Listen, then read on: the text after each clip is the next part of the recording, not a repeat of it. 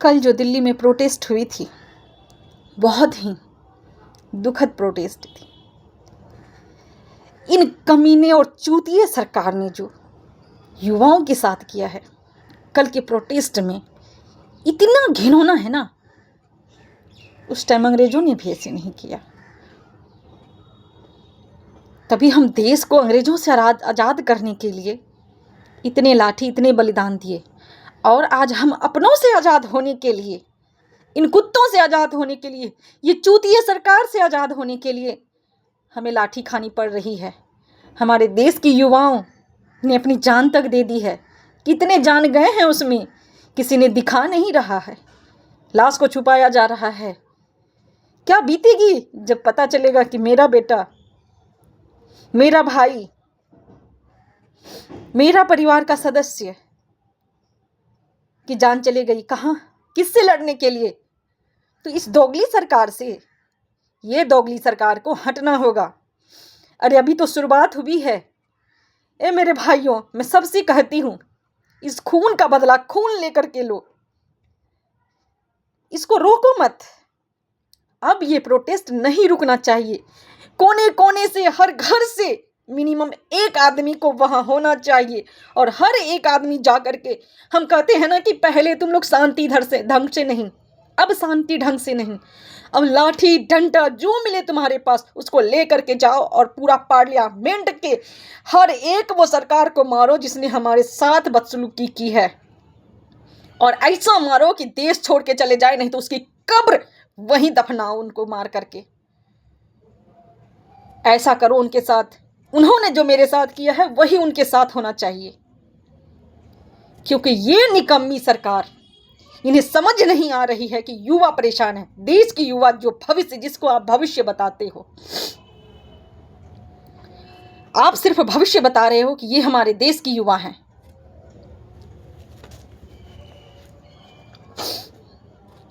सिर्फ कहने के लिए आपकी मन की बात, इसकी बात, उसकी बात।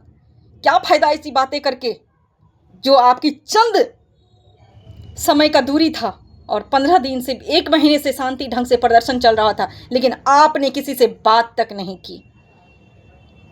आदमी वहां अनशन पे सोनम वांगचुक सर बैठे हुए थे, लेकिन आपको उसकी रिस्पेक्ट तक नहीं हुई।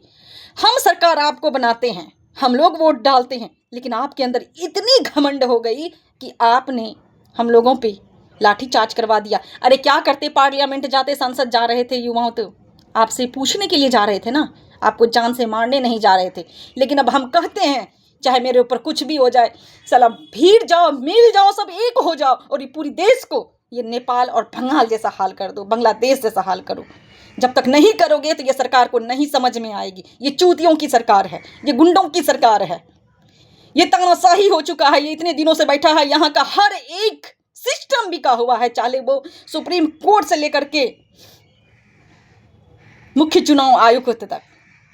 वोट चोर सरकार है ये, इसको हटाना होगा। क्योंकि ये वोट चोरी करके सरकार तो बना लेती है। ये गठबंधन वाले नियम को हटाना होगा, इन सब चीज़ों को हटाना होगा। संविधान जैसे भीमराव अंबेडकर जी ने लिखा था वैसे ही चलना होगा। क्योंकि इन चूतिए सरकार की वजह से आज इतनी जानें, आज इतनी सर, आप देखते सोशल मीडिया को खोलने के बाद लगता है ना, इतनी आंसुएं आती है, इतनी आंसू आती है देखने के बाद कि बता नहीं सकते हैं। दुख की बात है कि हम लोग पहुंच नहीं सके। कुछ आर्थिक कारण भी हो जाती है और डिस्टेंस इतनी है कि थोड़ा संभव नहीं लगा हमें मेरा जाना। लेकिन मैं पता नहीं क्यों बर्दाश्त नहीं कर पा रही हूँ इन चीज़ों को।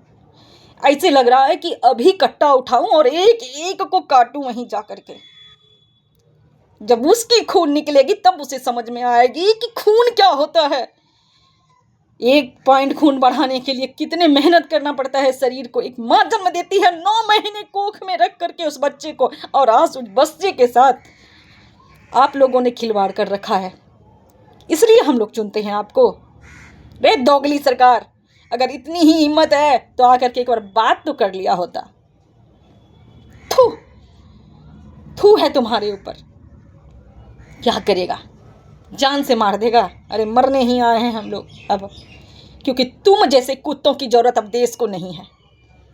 कुत्ते वफादार होते हैं, तुम्हारी तुलना तो कुत्तों से नहीं करनी चाहिए थी मुझे, लेकिन तुम्हारे जैसे तुम इंसान कहलाने लायक नहीं हो बच्चे।